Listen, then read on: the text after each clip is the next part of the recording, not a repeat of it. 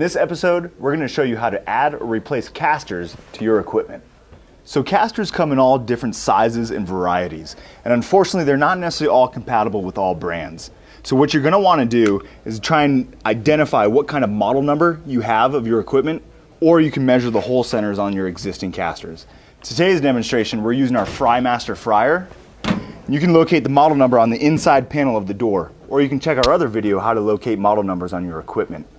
If it's in a tricky spot, you can always get an extendable flashlight to get to those hard to reach areas.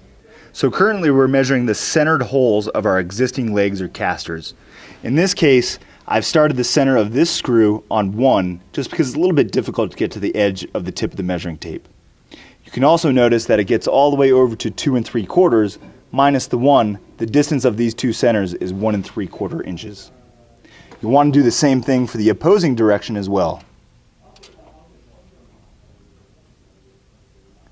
And here we can notice it's 3 inches. So you can either search by your model number on the piece of equipment, or you can certainly put in the dimensions of your hole centers.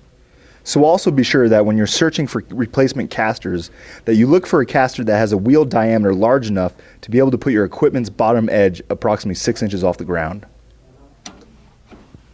So also be sure that before you do any kind of repairs or move any of your equipment, that everything is turned off, disconnected, drained, and cool before you start doing any work on it.